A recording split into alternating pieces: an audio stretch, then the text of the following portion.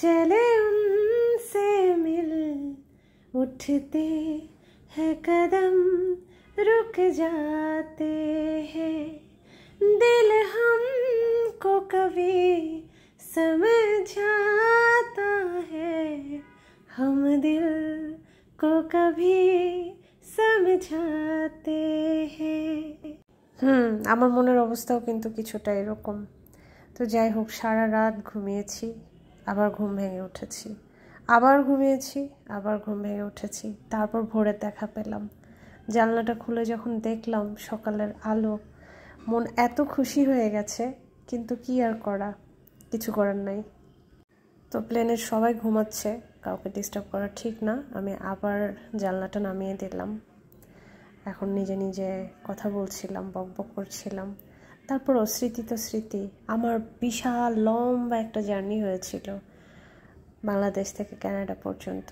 Connecting flight নিয়েছিলাম রাতে দুবাইতে, তারপর মাঝরাত থেকে একদম সারা রাত, সারা সকাল, সারা বেলা পার করে বিকালে নেমেছি। অনেক লম্বা একটা জার্নি। এর আগে অনেকের সাথে শেয়ার করেছি, ভালো লাগাগুলোও শেয়ার করেছি। প্রচণ্ড ঠান্ডা লাগছিল, একটু কাশ হয়ে গেছে। অপেক্ষা করছিলাম কখন সকালে নাস্তা দিবার সাথে আমি একটু চা পাবো। তো সবাই আস্তে আস্তে একটু করে ওঠা শুরু করেছে। দেন জানলাটাও খোলা যাবে, দিনের প্রথম আলোটা আমি দেখতে চাই। অলরেডি ক্যানাডার আকাশেই আছি, পার করব আরও অনেক লম্বা জার্নি। এটা ভেবে আরও বেশি খুশি লাগতেছে। তারপর একটু হাঁটাহাঁটি করলাম, আর তো বসে থাকা যাচ্ছে না। একটু দাঁড়ালাম, একটু হাঁটলাম, ঘুরলাম, ভাবছি কি করা যায়। একটু যদি চা পেতাম। যারা খুব একটা লম্বা জার্নি পছন্দ করেন না, তারা কিন্তু কানেক্টিং ফ্লাইটটা নিতে পারেন। কানেক্টিংয়ের একটা সুবিধা আছে, আপনি রেস্টের টাইম পাবেন। আর যদি মনে করেন না আমার রেস্টের দরকার নেই, তাহলে 18 থেকে 19 ঘন্টা শুধু প্লেনে আপনাকে থাকতে হবে বাংলাদেশ থেকে কানাডা যাওয়ার পথে। তো এই তো মোটামুটি সবগুলো জানলা মানে স্লাইড যেগুলো, সেগুলো খুলে দেওয়া গেছে এবং সূর্যের প্রথম আলোটা দেখার সুযোগ পেলাম। মন খুশিতে মানে আত্মহারা, যে কি দেখতেছি। মানে এই ভালো লাগা শেষ করার মতন না, এই ভালো লাগা বলে বোঝানোর মতন না। যারা ফেস করেছে তারা জানে, আর কানাডাটা যাদের ড্রিম বা যারা যাচ্ছে বা যারা যাবে তারাই শুধু ফিল করতে পারবে। তো নিচে সৌন্দর্যের দিকে তাকিয়ে আছি, আকাশের সৌন্দর্যের দিকে তাকিয়ে আছি। সমুদ্র দেখা যাচ্ছে, নদী দেখা যাচ্ছে, বরফ দেখা যাচ্ছে, পাহাড় দেখা যাচ্ছে। এক একটা সময় এক এক রকম সিন দেখতে পাচ্ছি, সবগুলো হয়তো আমি ক্যাচ করতে পারি নাই। দেন মেঘ, আকাশ, সূর্য, সকাল, সব কিছু মিলিয়ে এই জার্নিটা আসলে অসাধারণ ছিল। আমি হচ্ছি কিছুক্ষণ পরপর চা খাওয়ার একটা মানুষ। আমি যদি সেখানে এই 30-35 ঘন্টার মতন যদি চা না পাই, তাহলে তো আমার অবস্থা খুবই খারাপ হবে। অনেকে হয়তো আমার এই জার্নিটা একটু হিসাব করে মিলাইতে পারবেন না, আমি ক্লিয়ার করে দিই। একদম বাসা থেকেই যদি আপনি ধরেন এয়ারপোর্টে 4 থেকে 5 ঘন্টা আগে যাওয়া উচিত, আমি সেই টাইমটা ধরেই বলছি। আর কানেক্টিংয়ে 5 ঘন্টা, দেন সব মিলিয়ে আমার লেগেছে 30 ঘন্টা। এখন আমি দেখতে পাচ্ছি হচ্ছে উঁচু উঁচু পাহাড়, পাহাড়ের উপরে হচ্ছে বরফ, আর সেই সাথে পাহাড়ের মাঝখান দিয়ে বেয়ে চলেছে যেটাকে আমরা নদী বা ঝিল বা যাই বলি। খুবই সুন্দর লাগতেছে, এত সুন্দর, অসাধারণ, বলে বোঝানোর মতন না। দেন আমি তো কন্টিনিউ মাস্ক পরা ছিলাম, আর সেই সাথে হচ্ছে মাথায় আমার টুপি ছিল, কারণ কানাডাতে আমি যখন গিয়েছি তখনও ঠান্ডা ছিল, বাংলাদেশেও কিছুটা ঠান্ডা ঠান্ডা ছিল। তো সব মিলায় এই আমি প্রথম সরাসরি সূর্যের দেখা পেলাম এবং অনেক এক্সাইটেড হয়ে গেছি যে সূর্যের দেখা পেলাম সরাসরি।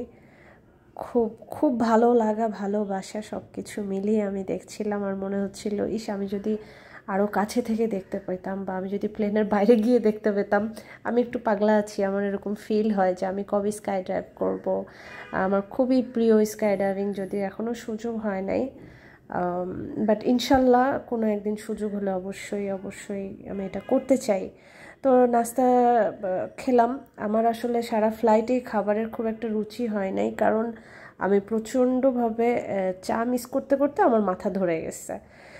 তো হালকা পাতলা যা পেরেছি খেয়েছি, দেন মুভি দেখেছি, টুকটাক খেয়েছি আর ওয়েট করছি যে কোন চা খাবো, আবার চা খাবো, এরকম আর কি একটা ফিলিংস। আর এতক্ষণ প্লেনে থাকলে বন্দি লাগে নিজেকে, বন্দি থেকে কখন মুক্তি পাবো, এই হলো আমার দশা।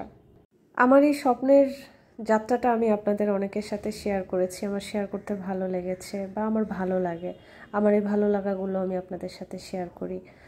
আর সত্যিই তো স্বপ্নের এই জার্নিটা সবার জন্যই অন্যরকম, তাই না? একটা দেশ থেকে আরেকটা দেশে যখন মানুষ পাড়ি দেয় তখন সেটা স্বপ্নেরই হয়। তো সূর্যটা একদমই এখন আমার কাছাকাছি চলে এসেছে, মনে হচ্ছে যে একদম মুখের সামনে আমি দেখতে পাচ্ছি। তো এর মধ্যেই কিন্তু আমাদের যাত্রাটা অনেকটাই কমে এসেছে, আমরা খুব কাছাকাছি আছি। এখানে দেখতে পাচ্ছি প্রচুর মেঘ, উপরে মেঘ আর মেঘ, এত ভালো লাগতেছে আমার। আকাশ পথ, প্লেন জার্নি, এগুলো আমি খুব এনজয় করি, আমার খুব ভালো লাগে। আলহামদুলিল্লাহ আমার সৌভাগ্য হয়েছে একটা দেশ থেকে আরেকটা দেশে যাওয়ার, আলহামদুলিল্লাহ। দেন একটু হাঁটাহাঁটি করতে করতে দোতলার সিঁড়ি দেখলাম, মজা করে বলছিলাম যে দোতলা বাস, আসলে এটা দোতলা এয়ার। উপরে অবশ্যই সবাই ভিআইপিরা আছে। তা আমি জার্নিটা নিয়েছিলাম এমিরেটসে, আর আমার এমিরেটস অনেক পছন্দ। এই হলো আমার একটু দুষ্টামি, এটা কিন্তু আমি আবার আরেকটু করে ঘুমিয়েছিলাম, টায়ার্ড লাগছিল, আবার ঘুম থেকে উঠেছি, এখন একটু মধ্য দুপুর। দেন আবার উঠে আবার একটু চা খাইছি, ওদেরকে বলছি, ওরা চা দিছে। চা দেওয়ার পরে আবারও মুভি, আবারও চা, আবারও এটা, আবারও সেটা, এরকম করতে করতে আসলে বেলা অনেকটাই গড়ায় গেছে। তো ঠান্ডায় আমি নাক মুখ বন্ধ হয়ে আসতেছিল, ক্যাপ পরেছিলাম, মাস্ক পরেছিলাম, আবার কিছুক্ষণ পরে ভাপায় উঠতেছিল।